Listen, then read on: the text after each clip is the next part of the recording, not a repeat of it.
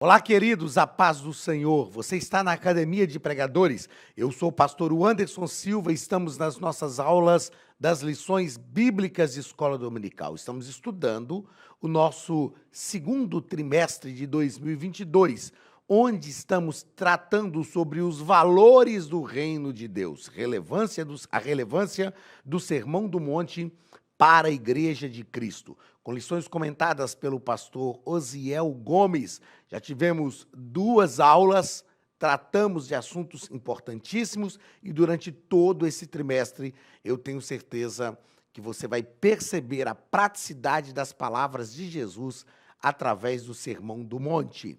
Na aula de hoje nós estudaremos a lição de número 3. Seja muito bem-vindo à nossa terceira aula do trimestre, lição 3, de 17 de abril de 2022. O título da lição é Jesus, o discípulo e a lei. Vamos entender na aula de hoje qual deve ser a tratativa do discípulo de Jesus em relação à lei. Alguns dizem que a lei já não é mais para os nossos dias, que a lei passou, Jesus cumpriu a lei, pronto, mas nós vamos perceber que não é bem assim. O texto áureo da nossa lição está em Mateus capítulo 5 e versículo 20. Porque vos digo que, se a vossa justiça não exceder a dos escribas e fariseus, de modo nenhum entrareis no reino dos céus. Jesus está mostrando que os seus discípulos precisam ser mais excelentes. A nossa justiça tem que exceder a justiça de toda a humanidade, de toda a comunidade, aliás, de todos aqueles que não servem ao Senhor. Verdade prática: os seguidores de Jesus são chamados a viver a justiça do reino de Deus. Este é o padrão. Para nós que servimos ao Senhor, o nosso padrão é o padrão do reino. E é claro que, cumprindo o padrão do reino, nós nos encaixamos em quaisquer outros padrões humanos com excelência, diga-se de passagem, com excelência. Essa justiça baseada na nova aliança em Cristo nasce no interior do crente e reflete no exterior da vida. Então veja só, a própria Bíblia nos diz que a boca fala do que o coração está cheio. E o que nós percebemos é que toda a ação de Deus na nossa vida, ela realmente começa no nosso interior, mas ela excede, ela vai além do nosso interior, ela reflete na vida do crente. A palavra-chave é justiça. Justiça. A igreja, o servo de Deus, deve ser um defensor da justiça. Quando nós estudamos, principalmente os profetas em Israel, estudamos profetismo em Israel, nós vamos perceber que todos os profetas dão um brado pela justiça social. Leitura bíblica em classe está em Mateus, capítulo 5, versículos 17 ao 20, que nos diz o seguinte: não cuideis que vim destruir a lei. Jesus está dizendo isso. Ou os profetas. Não vim abrogar, mas cumprir. Porque em verdade vos digo que, até que o céu e a terra passem, nem um jota ou um tio se omitirá da lei, sem que tudo seja cumprido. Qualquer, pois, que violar um desses menores mandamentos e assim ensinar aos homens, será chamado o menor no reino dos céus. Aquele, porém, que os cumprir e ensinar, será chamado grande no reino dos céus. Porque vos digo que, se a vossa justiça não exceder a dos escribas e fariseus, de modo nenhum entrareis no reino dos céus. Perceba algo interessante nas palavras de Jesus, principalmente no versículo de número 19. Jesus diz: aquele que, porém, cumprir e ensinar. O que Jesus está nos mostrando neste texto é que não basta sermos cumpridores da lei. Nós precisamos ensinar a palavra de Deus. Nós precisamos ser promotores da palavra. Com as nossas atitudes, com as nossas ações, nós precisamos promover o reino de Deus. Como eu disse nas aulas anteriores, nós não podemos ficar neutros no reino de Deus. No reino de Deus não existe neutralidade. Ah, eu não vou fazer o mal para ninguém, mas eu também não vou fazer o bem, vou ficar neutro em cima do muro. Não existe isso no reino de Deus. No reino de Deus nós precisamos sempre nos posicionar. O reino de Deus é um reino de posicionamento. Primeiro ponto da nossa lição. Jesus cumpriu toda a lei. Primeiro parágrafo, um compromisso com o passado. Um compromisso com o passado. Quando nós olhamos para a sociedade que nós vivemos, muitas vezes as pessoas querem criar coisas novas, fazer coisas novas, mas não estarem comprometidas com o passado. E eu sempre digo que se nós chegamos até aqui, aqueles que nos trouxeram, que nos ensinaram, cometeram falhas, sem dúvida, assim como nós cometemos, mas eles não fizeram tudo errado. Nós não podemos abandonar o passado. Nós somos um fruto do passado, um produto do passado. E eu digo produto do passado falando da nossa história. Nós chegamos até aqui por causa da nossa história. Ninguém é fruto da geração espontânea. Todos nós vivemos uma história e temos um passado. E eu fiz questão de escrever aqui que não se pode construir coisas novas destruindo coisas boas antigamente estruturadas. Não podemos construir coisas novas destruindo coisas boas que foram estruturadas no passado. As boas coisas do passado precisam refletir em coisas boas, novas e coisas boas para o presente. O nosso comentarista, nesse ponto, ele diz que aprendemos com Jesus que não é possível construir um futuro bom se não preservarmos as coisas boas que os antigos nos legaram. Todos nós temos coisas boas. Quando a gente olha para a nossa família, por exemplo, por mais que os nossos pais tenham cometido falhas, eles também acertaram, eles também tiveram boas atitudes. E essas coisas boas têm que ser preservadas na nossa vida. Nós aprendemos isso com Jesus. Segundo parágrafo do primeiro ponto, Jesus não veio destruir a lei. Muito pelo contrário, Jesus cumpriu toda a lei. Jesus teve a capacidade que nenhum outro homem teve. E o pastor Osiel Gomes vai nos propor aqui, nos seus comentários, que no lugar, deixa eu ver aqui, onde foi que eu... No lugar de enfraquecer a lei, ele devolvia o verdadeiro sentido dela, já abandonado pelos mestres judeus. Jesus enfatizou o perfeito sentido da lei.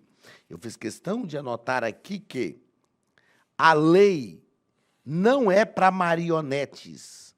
A lei de Israel era para seres pensantes. Seres pensantes. Por quê? Deixa eu te explicar o que eu quero. A lei, ela tinha um significado. Significado. O que era importante na lei? É claro, cumprir a lei, sem dúvida nenhuma. Mas os judeus não entenderam isso. A grande relevância da lei estava no que ela significava. A grande relevância da lei estava o que nós chamamos de aspecto moral da lei. Nesse aspecto moral é que estava o sentido, o significado, estava a razão da lei.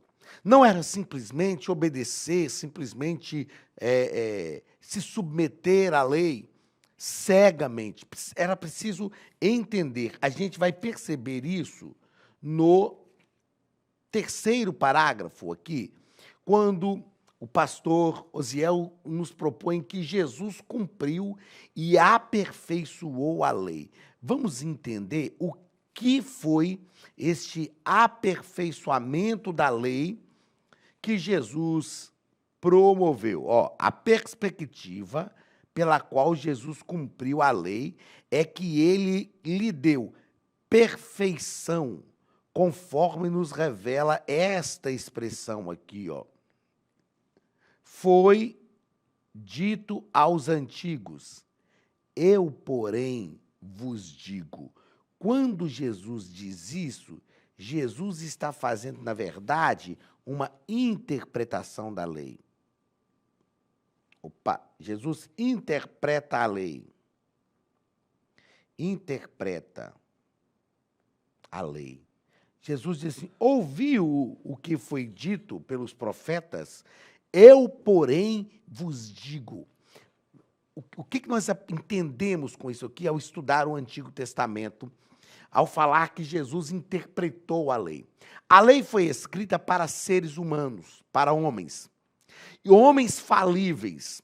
Era possível cumprir a lei? Sem dúvida nenhuma, era possível, porque a lei de Deus foi dada para os homens.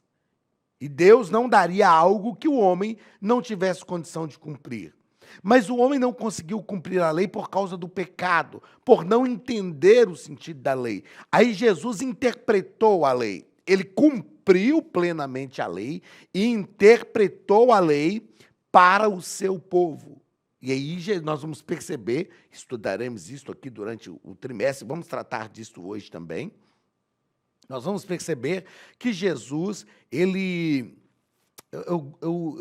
às vezes eu fico sem querer usar a expressão que eu utilizarei aqui agora, mas é essa expressão mesmo. Jesus radicaliza. Jesus radicaliza. Porque ele cumpriu a lei como homem. Tudo que Jesus fez enquanto encarnado foi como homem.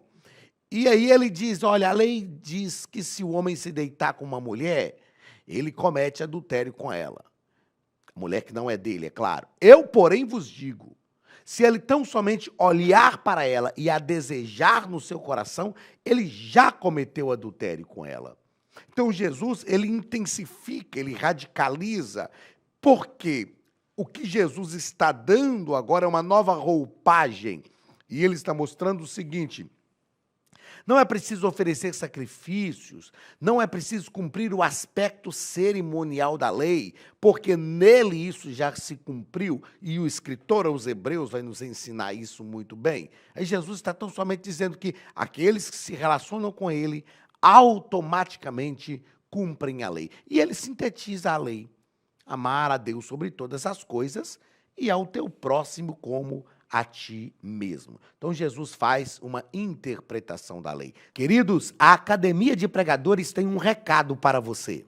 Olá, queridos alunos e alunas da Academia de Pregadores. Que bom ter você conosco neste momento tão especial. Estamos aqui para apresentar a nova plataforma da Academia de Pregadores, que foi construída ao longo dos últimos meses com muito carinho, um grande investimento, para levar até você não somente um conteúdo de excelência, mas também tecnologia de ponta. Veja comigo. Os cursos estão organizados por trilhas na página principal. Aqui você encontra sugestões, lançamentos, temas específicos e outras categorias. No final da página tem uma trilha com todos os cursos. Após começar os seus estudos, a primeira trilha será Continuar assistindo, que mostra somente os cursos iniciados por você. Sobre a capa do curso, consta o número de aulas, a carga horária e um botão para adicionar os favoritos. Nesta seta, você pode expandir e ver um vídeo de introdução. Para fazer login, clique no avatar no canto superior direito e insira o seu e-mail e senha usados no cadastro. Caso tenha esquecido a senha, é só clicar neste link, preencher o e-mail cadastrado e a senha será enviada. No canto superior esquerdo fica o novo menu do portal. Ao abrir um curso pela primeira vez, você vê as informações do curso e do professor. E na lateral, ou logo abaixo se for no celular, está a lista de módulos e aulas. Algumas aulas iniciais podem ser grátis e qualquer pessoa que fizer um cadastro rápido pode assistir. Após se matricular, aqui você vê as aulas concluídas, aulas liberadas ou agendadas. Você pode adicionar os favoritos, dar uma nota ao curso e acompanhar o seu progresso. E se você sair do curso e retornar depois, o sistema vai abrir exatamente a última aula assistida. Se estiver no computador, use esta seta para ampliar a tela. Logo abaixo da videoaula você encontra os links para baixar anexos, como áudio e apostilas. E neste campo em branco, pode fazer as suas anotações enquanto assiste. Depois é só imprimir ou salvar. Quando terminar o curso, clique no botão Emitir meu certificado e ele será gerado automaticamente no mesmo instante e sem custo. Clicando no avatar, você tem acesso ao seu perfil e histórico de pagamento. Em Meus Cartões, pode adicionar um novo cartão de crédito para fazer o pagamento do seu plano. Se você já era nosso aluno e seu cartão não aparece aqui, adicione um cartão na nova plataforma. Então aproveite as novidades e clique em Assine Agora. Escolha um dos planos e tenha acesso a todos os cursos imediatamente. Venha para a Academia de Pregadores, a maior escola bíblica online do Brasil.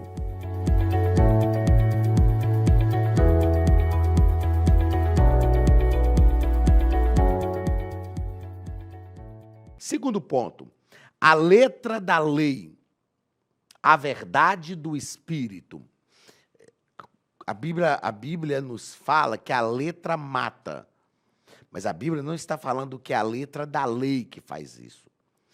Infelizmente, criou-se uma aversão à lei, dizendo que... Porque a Bíblia fala também que a lei, ela não salva, ela serviu para revelar o pecado. Mas a Bíblia fala que a lei é boa.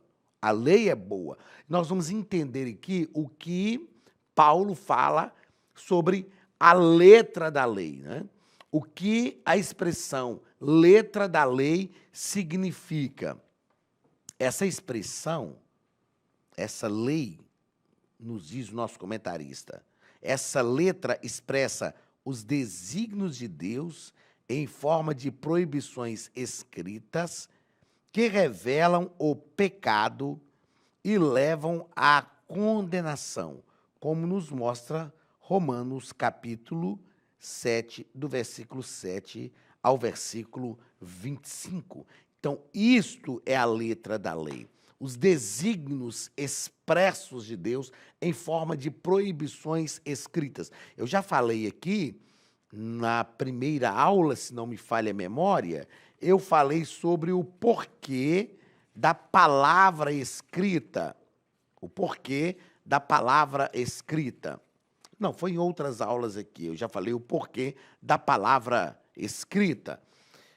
Por causa da pecaminosidade do homem e porque a palavra escrita deixa uma expressão mais direta daquilo que é a vontade de Deus. Então, essa letra da lei é a expressão direta, escrita, não só oral, porque antes de Moisés escrever os primeiros livros, todas as coisas estavam voltadas para a oralidade. Aqui nós percebemos, a partir da lei de Deus para o povo de Israel, que a lei está agora escrita.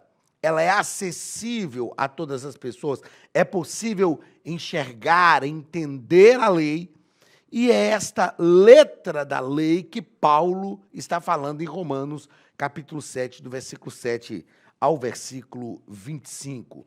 Outra coisa importante para nós entendermos aqui, e que eu quero destacar, que o nosso comentarista, pastor Osiel Gomes, deixa claro, é que o judaísmo transformou a letra da lei em um sistema de normas frias e sem vida. Os judeus, para a lei de Deus, para os 10 mandamentos, criaram 613 princípios. 613 princípios. É como se eles dissessem o seguinte: não, a lei que Deus deu é boa, mas a gente precisa dar uma melhorada, uma aperfeiçoada. Tem um amigo meu que brinca, quando ouve uma mensagem boa, quando alguém prega uma mensagem boa, ele fala com a pessoa assim, eu gostei da sua palavra, eu vou dar uma melhorada nessa mensagem e vou pregar ela também. Os judeus, ele fala isso brincando, é claro, mas os judeus fizeram mais ou menos isso. Eles pegaram o decálogo, pegaram a lei de Deus e criaram 613 princípios. Eles transformaram a letra da lei em um sistema de normas frias e sem vidas. Isso aqui, sabe o que é? É uma arrogância. Arrogância. Aquilo que Deus não fez com a lei, eles fizeram. E os escribas e fariseus cumpriam esse sistema de normas frias, e eles se sentiam assim, os donos da verdade. Eles se sentiam os santos por cumprirem esse sistema de normas. E Jesus critica isso o tempo inteiro. Quando eles fazem isso, eles perdem o verdadeiro significado da lei, que é um significado moral. Segundo parágrafo do segundo ponto, nós vamos tratar sobre a perspectiva teológica da lei. E o pastor Osiel deixa claro para a gente que, para os judeus, a lei representava sua completude por meio da tríplice divisão. Que divisão era essa? Lei moral, cerimonial e judicial. Nós precisamos entender uma coisa importante em relação a isso. Mas permita-me destacar logo aqui outra coisa que nos é colocada pelo nosso comentarista. Pelo sistema da antiga lei, havia um falso entendimento de que o homem poderia viver de maneira justa, segundo o seu próprio mérito, e que, por isso, seria possível salvar-se. Duas coisas são importantes a ser consideradas aqui. Primeiro, que eu quero considerar o que nós chamamos de meritocracia. Meritocracia. Infelizmente, isso aqui é uma tendência dos nossos dias. Sabe quando a pessoa fala assim, irmão, eu cheguei até aqui, mas eu paguei o preço por isso. Eu estou aqui porque eu paguei o preço. É claro que nós precisamos de uma renúncia. Só que toda renúncia que a gente faz em prol do Evangelho, a gente só faz porque o Espírito Santo nos capacita. Então não há mérito em mim também. Eu só consigo fazer porque há uma capacitação do Espírito Santo em mim. A meritocracia é algo que deve estar longe do nosso pensamento. Os judeus pensavam nisso, eu posso viver de forma justa, cumprindo a lei. Essa arrogância que nós tratamos aqui dos fariseus, e ele pensava, se eu vivo de forma justa, cumprindo a lei, então eu mereço ser salvo. Outra coisa que é importante destacarmos neste ponto são esses três aspectos da lei: aspecto moral, aspecto cerimonial e aspecto judicial. Vamos de trás para frente. Aspecto judicial é chamado também, ao estudarmos a história de Israel, de aspecto civil. A lei foi dada por Deus para reger Israel civilmente. Esse é o aspecto civil, aspecto judicial da lei. É claro que a gente não está falando só do decálogo, estamos tratando de toda a lei de Deus, veterotestamentariamente falando, toda a lei de Deus no Antigo Testamento para o povo de Israel. Perceba, se você ler, você vai perceber que existem leis que Deus deu para o povo, que envolvem diversos aspectos da vida civil de Israel. O aspecto cerimonial era aquele negócio de matar animais. Eu estava aqui gravando as aulas e conversando com o André, que faz os cortes aqui, e eles estavam comentando até de uma aula que a doutora Naira gravou aqui na Academia de Pregadores, onde ela falou sobre essas questões do aspecto cerimonial da lei. E a gente estava comentando, aliás, que se fosse assim até os dias de hoje, a Sociedade Protetora dos Animais ia cair em cima da gente, porque muitos animais eram mortos, eram sacrificados, como sacrifício pelo pecado. Então, esse era o aspecto cerimonial da lei.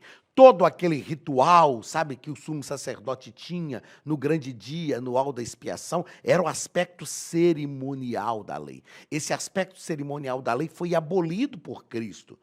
Eu disse agora há pouco e repito, o escritor aos Hebreus, ele deixa isso claro, que ele ofereceu o sacrifício. Cristo não ofereceu o sacrifício por si, porque não tinha pecados, mas ele ofereceu-se a si mesmo por sacrifício de uma vez por todas, como sacrifício pelos pecados da humanidade. Então, esse aspecto cerimonial foi abolido. Mas existe o aspecto moral da lei. Qual é o aspecto moral? É o que ela significa, o que ela propõe, por que que Deus dá a lei. Esse aspecto moral tem validade para os nossos dias. Terceiro ponto da nossa lição vai falar sobre a lei e a verdade do Espírito. A lei e a verdade do Espírito. Perceba que Jesus cumpriu toda a lei perfeitamente. Jesus foi o homem perfeito e cumpriu perfeitamente a lei. O que isso nos ensina? Isso nos mostra, quando Jesus cumpre a lei, quando a lei está cumprida em Cristo, isso nos mostra que o novo concerto revelou-se na pessoa de Jesus, que gera vida, e não mais na letra pesada da lei, que gera morte. Eu acho interessante isso aqui, ó, o pastor Osiel fez alguns jogos de palavras aqui, que eu achei muito interessante. Deixa eu voltar aqui para eu colocar de uma cor diferente. Ó. Ele vai dizer o seguinte, ó, isso nos mostra que, no novo concerto, revelou-se na pessoa, que o novo concerto revelou-se na pessoa de Jesus. Esse novo concerto gera vida, e não mais na letra pesada da lei que gera morte. Outra coisa que ele propõe aqui, um código exterior de normas, para um código interior dinamizado na vida pelo Espírito Santo, ou seja, não é algo mais externo aqui fora, não é um sacrifício que se faz aqui fora, mas é uma atitude interna. Ele diz assim, olha, de palavras registradas em tábuas de pedra para palavras cravadas no coração. Então, não são as palavras escritas mais em tábuas de pedras, mas são as palavras cravadas no coração. E ele deixa claro que o Espírito Santo traz vida. O Espírito Santo traz vida em Cristo. Perceba esta expressão. Em Cristo. Ele traz vida em Cristo e grava a vontade de Deus em nossa consciência e em nosso coração. Então, nós percebemos aqui esse aspecto espiritual da lei. Aliás, percebemos a lei e essa verdade do Espírito. É claro que era um caminho. Eu falo que a revelação de Deus na Bíblia é como um funil ao contrário. Então, o que nós vemos no Antigo Testamento é um caminho. Vemos uma progressão da revelação de Deus. E, por isso, nós temos a lei no Antigo Testamento que já apontava para Cristo. Quarto parágrafo desse segundo ponto. Qual é o propósito da lei para os discípulos de Jesus? A Bíblia diz que a lei é santa. Ela está estabelecida, se cumpre no amor e opera atualmente por meio do Espírito Santo, que dinamiza a vida interior do cristão. Esse é o aspecto, esse é o propósito da lei. Eu anotei aqui que seguir fielmente a Cristo proporciona o cumprimento da lei. Então, o propósito da lei não era salvar. O propósito da lei sempre foi apontar para Cristo. O propósito da lei foi revelar o pecado do homem. Então, a lei revelou o pecado e Cristo veio para salvar. Ah, mas Jesus não sabia do pecado que a humanidade tinha? Sabia, mas esse pecado precisava se revelar para a própria humanidade. A lei, entretanto, é santa, foi estabelecida por Deus, ela se cumpre no amor, não simplesmente no aspecto cerimonial, e opera atualmente por meio do Espírito Santo, que dinamiza a vida interior do cristão.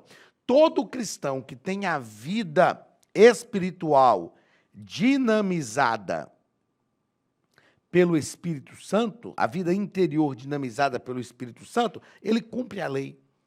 Cumpre a lei e cumpre sem esforço algum, simplesmente porque entrega a sua vida a Cristo, porque deixa que as ações de Cristo reflitam sobre a sua vida, automaticamente nós cumprimos a lei.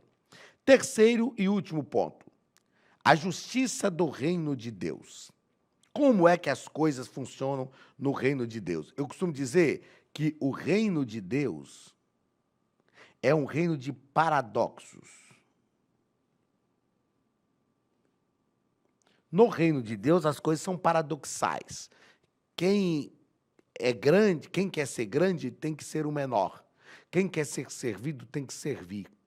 No reino de Deus, quando eu penso que estou fraco, estou forte. Quando eu penso que estou forte, estou fraco. O reino de Deus é um reino de paradoxos. E isso é algo importante e relevante para a nossa vida. Primeiro parágrafo. Quem é grande no reino de Deus? São considerados grandes no reino de Deus os que se acham fiéis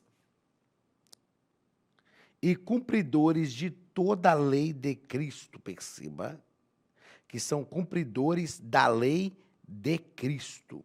Aqueles que são fiéis e cumpridores da lei de Cristo. É interessante que no reino de Deus, a grandeza não é estabelecida pela própria força. A grandeza não é estabelecida pela própria capacidade do indivíduo de fazer. No reino de Deus, a grandeza é estabelecida pela fidelidade. Então, quem é grande no reino de Deus? Aqueles que são fiéis e cumprem toda a lei de Cristo, que estão ligados a Cristo. Segundo parágrafo, a justiça do reino de Deus. O pastor Osiel nos propõe aqui que a justiça própria, Jesus ensina, aliás, aos seus discípulos que a nova justiça no reino de Deus é interior, moral e espiritual. E não se trata mais daquela velha justiça exterior, cerimonial e legalista. Exterior, porque era tudo aquilo que se fazia. Cerimonial, que é o aspecto da lei que foi abolido. E legalista, porque o próprio povo de Israel não entendeu a lei de Deus.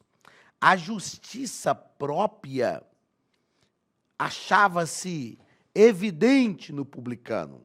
Ele acreditava que, ao cumprir a lei, ele estava executando a sua própria justiça. É a meritocracia. Ou seja, eu cumpri a lei, eu mereço isso e está tudo ok. A justiça do reino de Deus, ela é diferente. Ela é baseada no interior, na moral e no espiritual. Então, a justiça do reino de Deus é interior, moral e espiritual. E é claro que essa justiça do reino de Deus, ela envolve todas as áreas da vida, ela precisa nos tornar mais excelentes do que aqueles que não conhecem a Cristo, e ela precisa alcançar toda a humanidade a partir de nós mesmos, tá ok? Então, Deus te abençoe.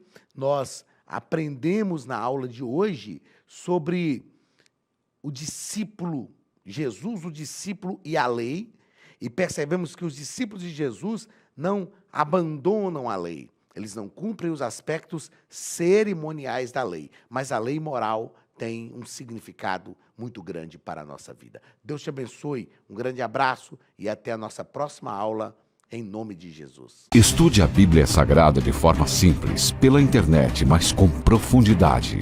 Desvende os mistérios da palavra e transforme completamente seu conhecimento bíblico e sua vida ministerial. Este projeto inovador, inédito em língua portuguesa, reúne alguns dos melhores ensinadores da atualidade para capacitar a igreja e preparar líderes. Já são milhares de alunos em 48 países que estão desfrutando de aulas espirituais e cheias de revelações. Na Academia de Pregadores, você vai encontrar professores que são referência naquilo que falam, preparados para ensinar. Nomes como Elianai Cabral, Cláudio Gama, Alain Prisotti, Napoleão Falcão, Carvalho Júnior, Benhur Lopes, Josué Brandão, Elias Torralbo e muitos outros. Cursos com certificados, reconhecimento e conteúdo de excelência. Tenha acesso ilimitado a todos os cursos pagando apenas R$ 49,90 por mês. Veja as aulas pelo computador, pelo tablet ou no celular, numa moderna plataforma digital, no horário que quiser. Você ainda pode rever as aulas sempre que precisar. Aproveite esta oportunidade e faça parte da Academia de Pregadores, a maior escola bíblica e teológica online.